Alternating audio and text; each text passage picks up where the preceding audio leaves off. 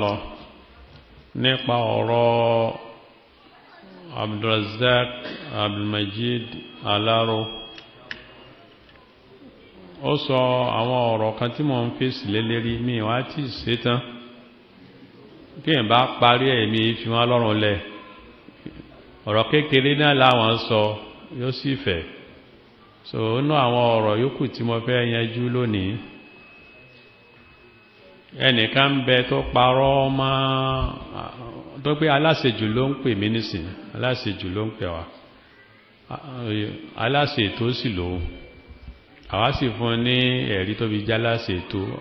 àwọn èyí sọ aláṣejù náà níta bá fi já aláṣejù ní kó sọ, òun ni pọ́blẹ́mù ẹ̀ ní ẹ tọ́. Ó sọ̀rọ̀ pé ẹlẹ́nìkan wà lọ́dọ̀ òun tẹ́lẹ̀, tó wà lọ́dọ̀ mi tẹ́ wà lọ́dọ̀ àwọn tí ń pè láṣejù tẹ́lẹ̀, pé mo wá sọ fún pé mo ní àwọn Kírísítẹ́nì wọ́n sàn ju tàbílíìgì lọ. Èyí sọ rọ̀rọ̀ báyìí, èyí sọ nínú pé tọ̀ òun máa ń tí mo sọ kó kàn gbé kalẹ̀ fún un. Bẹ́ẹ̀ ti wọ́ gan tí bọ́ lọ ṣe rìsálà, ó yẹ kó béèrè lọ́wọ́ rẹ̀ náà pé mọ́rọ̀ yẹn wá tó apọ̀rọ̀ tó fẹ́ fi sọ̀rọ̀ ni. Èmi ò sọ báyẹn. Nǹkan tí mo sọ màá sọ fún ẹ tó sì lẹ́rìí inú Kìtàbù wa Sunnah tí àwọn àfáà sálàfù náà sì wà lórí ẹ̀. Èyí tí mo wá sọ yẹn òun ni kò sí nákèdè ẹ̀ ó parí. Àmẹ́rù kí n sọ báyìí, ọmọ kí n tọ́ sọ yẹn, ọ ti lọ jù mí sí àwọn tí ń pèpè sí manhaj al-muwazana bayna al-hasanati wa sayyiat. Ọ̀run lọlẹ̀ mímọ̀ wọ́n náà lọ sí ní kéṣù àwọn mọ̀mọ́ yìí ni wọ́n ní kọ́ ìdà yẹn ibẹ̀ lọlẹ̀ mímọ̀. Bó ní ṣe wá sọ pé Kírísítẹ́nì sàn ju tàbílíìgì lọ. Aksọ̀ ṣe tí máa sọ ní pé àti tàbílíìgì àti Kírísítẹ́nì kankan náà ní wọ́n. Àbọ̀ ní ṣe wá sọ kọ́kan sàn jù kan lọ tó ìjẹ́ pé lẹ́bọ̀ la méjèèjì àá. Ó láàmà wá sọ̀rọ̀ ìkwánù Muslimin àtẹgbẹ́ àti tàbílíìgì bí ẹni pé olóòsà bí a ṣe ń sọ̀rọ̀ wọn olóòsà káwọ bẹ̀rù Allah.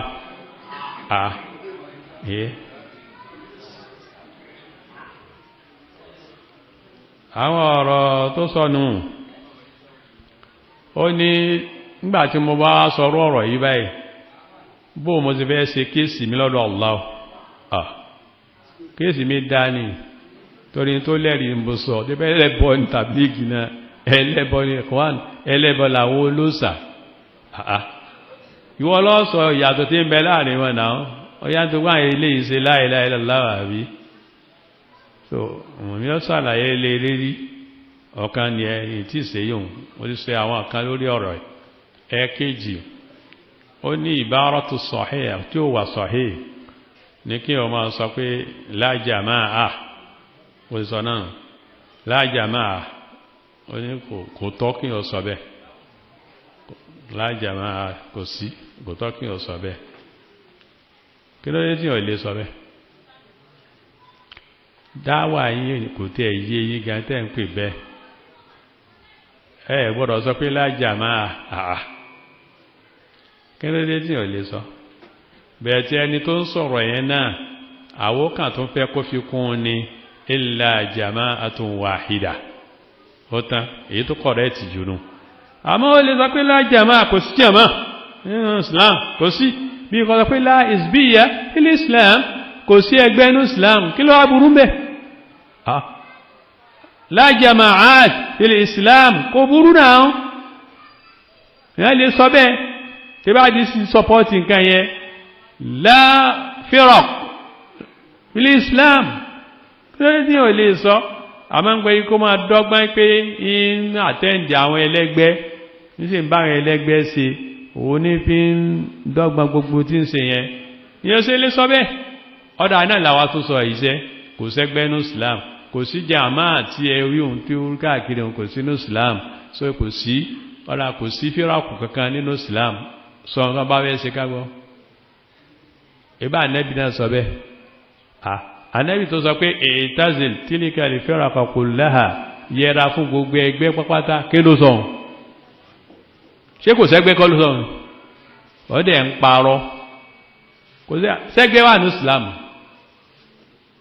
yá bá sọ bẹ́ẹ̀ kò láìfì àmá ẹni ìyẹ kó fi kún pé illa jama'atun wahida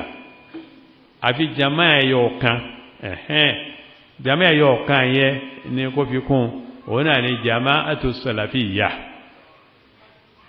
torí pé ẹni tó bá sọ paná tó dákẹ́ yóò tún lọ kó sí nǹkan tó rà nẹ́bí yọ jama'atu yẹn lẹ̀ ó yọ lẹ̀ ọ́ ní kò sẹ́gbẹ́ ní Islam àfi jama kan ṣoṣo kìí ṣe jama àti ni bẹ́ẹ̀ tí ó wà jẹ́ kó yẹ pé jama tàwí kan ṣoṣo ìwọ kan ṣoṣo náà lè jẹ́ jama al-jama'atu ma wafaqa al-haqqa walau kana wahda ẹni bá ti ń ṣe tó jòdòdó tó ní ẹ̀rí kó àkùbáṣọ nìkan òun gangan jama tòró tún dọ́gbọ́n kan tó ní bó tẹ̀míyà náà ní kápóra wa jọ bí méjì mẹ́ta mẹ́rin ká sì máa ṣe nǹkan kan kò sí láìsí nǹkan ní bó tẹ̀míyà sọ ìsọkúsọ lè tó wíhùn màámọ́rọ̀ bó tẹ̀míyà wá fún ẹ ìsọkúsọ lélẹ́yìn jama tí wọ́n ń wí tí ó jẹ́ jama ẹyọ ọ̀kan òun lẹ́yìn tó bá wà lórí nǹkan tá nẹ́bí àtàwọn sàábí wà lórí ẹ̀ kò bá sẹ́yìn kan ṣoṣo ọ̀rọ̀ tó sọ méjèèjì yẹn sìn ó da ọ̀rọ̀ rú àkọ́kọ́ fún pé ikhwan ẹnìkan ló béèrè nínú àwọn ọmọ tí ń tẹ̀lé ń bẹ̀ náà ni ẹni kí la fẹ́ sọ fún apá ikhwan muslimun ó ní ikhwan muslimun tí bí brotherhood náà ń pè bẹ́ brotherhood kọ́ brotherhood ni káì wallahi tí ní náà ó ti yá àyàkóyà brotherhood ni náà ó burú ni ó burú kìí ṣe brotherhood láwọn wọ́n á ní lóòtọ́ àwọn àyẹ́kà tí wọ́n sọ́ra di pé wọ́n ní ẹgbẹ́ tí ń jẹ́ bẹ́ẹ̀ ní Cairo ok kò wá sọ bẹ́gbẹ́ yẹn ṣe burú tó kò jọbọ́ ṣe ṣùgbọ́n káà náà máa lè mọ́ Ikhwan ká máa lè mọ́ Tabligh aláwọ̀ bí yóò ṣe bí ya mẹ́gbàá kí ni sáà nẹ́bí ò lè mẹ́lẹ́gbẹ́ ni sáà láwọ̀ ní ká lè mẹ́gbẹ́lẹ́gbẹ́ ni ọdẹ ń tàwọn èèyàn a máa lè máa ní o aláwọ̀ tó ní bí wá a tún máa ní ládá ni ìwọ́tọ́ ọmọ yí pé lóòtọ́ àmọ́ ká má ṣẹgbẹ́ kò dá lóòtọ́ kò yẹ ká ṣẹgbẹ́ àmọ́ àtà ń lè lórí ẹgbẹ́ náà àwa náà àdíṣe tí ò dá mú kàn ọ̀dà kí ni ìdájọ́ ẹgbẹ́ lọ́dọ̀ rẹ kò lè sọ kí ni ìdájọ́ ẹlẹ́gbẹ́ kò lè sọ ọ sì ń bá ẹlẹ́gbẹ́ ṣe kò lè tako ìkwánù bó ṣe yẹ tẹbí Yusuf Qaradawi tẹbí náà eléri ìkwánù ni tẹbí ma ń yìí ni ẹbí ma ń yìí ni yóò sì wá tako ó ma ń yìí ni náà so ó kàn fi dákì nílẹ̀ fara àwọn tí ó wá òdodo nínú àwọn ẹgbẹ́ ẹ̀ ó ti yé àwa náà tó ti ẹ́ ń sìn sọ̀mí ó kàn á fún lẹ́rìí kan méjì sí gbogbo èyí tí mo sọ yẹn kó lè bá àmà yí pé bá ń kọ́ ni ọ̀rọ̀ yẹn rí tó ti ẹ́ ń sìn ọ̀rọ̀ tó sì ní mo sọ yẹn àtẹni tó sọ wàhálà tí ń nìyẹn èyí tá a bá sọ àwọ̀ sọ àádẹ́ mẹ́rin wá lérí ẹ̀ àmì èyí tá a sọ tán bá sọ fún ẹ kébi pé wọn náà lọ sí rìsálà yẹ kó máa béèrè evidence níbẹ̀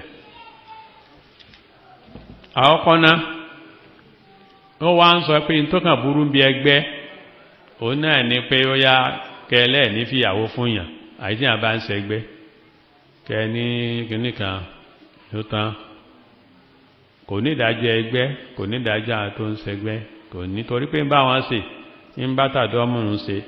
ń bá TMC ṣe ń bá MSS ṣe ń bá gbogbo wọn ní bá ṣe Tablighi